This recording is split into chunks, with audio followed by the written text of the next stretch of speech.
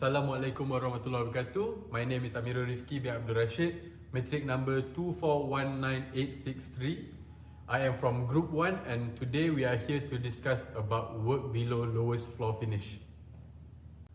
Our objectives for this assignment was to audit the bill of quantities to see if it matches the standard method of measurement or SMM2 and if the work specification aligns with JKR standards.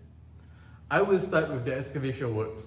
Upon reviewing the BQ for excavating pits around piles, we found it to be non-compliant with SMM2 clause D.12.6. The description failed to state the starting level of the excavation and the number of piles exposed, which are critical details for accurate measurements. Regarding JKR specifications for excavation, under clause B.7.1.1, the tools required include mechanical plants like excavators and backhoes for larger areas, and shovels for manual adjustments. For workmanship, under clause C.2.2.1 and also C.2.2.2, the excavation must follow the lines, grades, dimensions shown in the drawings, with side streams and bottoms level. If there is any over excavation, the contractor must make good the excess depth with concrete at their own cost. My name is BURAIDAH bin ZULKEFLE, metric number 2325651. I will continue with concrete works. We identified issues with how mass concrete was measured in the BQ. The item for mass concrete under parquet did not comply with SMM2 clause F.3.8 because the thickness was not stated. SMM2 requires the thickness to be stated in accordance with the classification of size. Similarly, for reinforced concrete in parquets and column stumps, the BQ was non-compliant with clause F.2.1. Just like the mass concrete, the thickness was missing from the description, which is required to properly classify the size of the concrete work. In terms of JKR specifications, according to clause D.2.1.1, the material used, specifically the cement, must be CEREM certified and comply with Malaysian Standard English Standard 197-1. In clause D.2.2.1, the aggregates must be naturally occurring sand or crushed granite. For workmanship, according to clause D.4.1, D.4.2 and D.4.6.3, it is crucial that the concrete is transported rapidly to prevent segregation.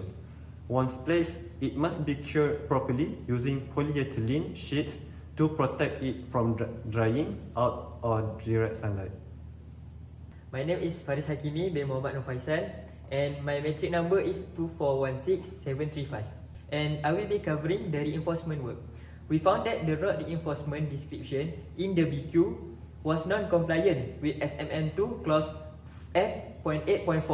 The BQ combined high tensile and mild steel together in the description.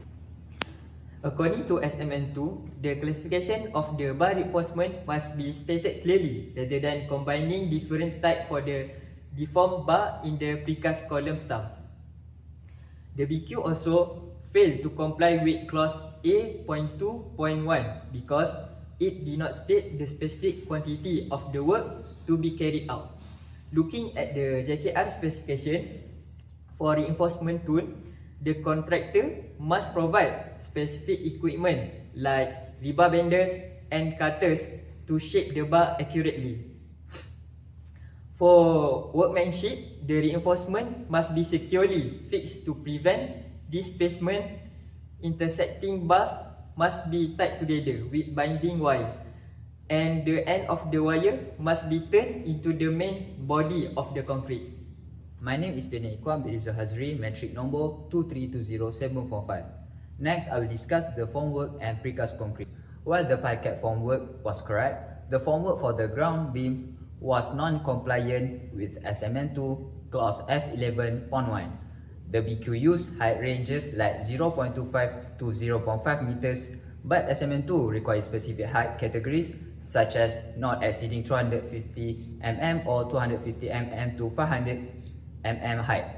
For the precast concrete column stumps, the BQ description did not comply with clause F17.2. It failed to state the nature of the surface finish and the method of fixing, which are mandatory requirements for precast items. Under JKR specification for formwork materials, the forms must be durable, strong, and reusable, capable of holding the concrete without warping. For workmanship, the design of the formwork must be carried out by a competent person, and for critical designs, it must be certified by a professional engineer before approval. My name is Muhammad Amir bin Muhammad SABRI 2227819, and I will propose solution and conclusion. So to address these issues, we have proposed rectifications for the bill of quantities. In our proposed solution, we corrected the description to ensure full compliance. Here is our solution.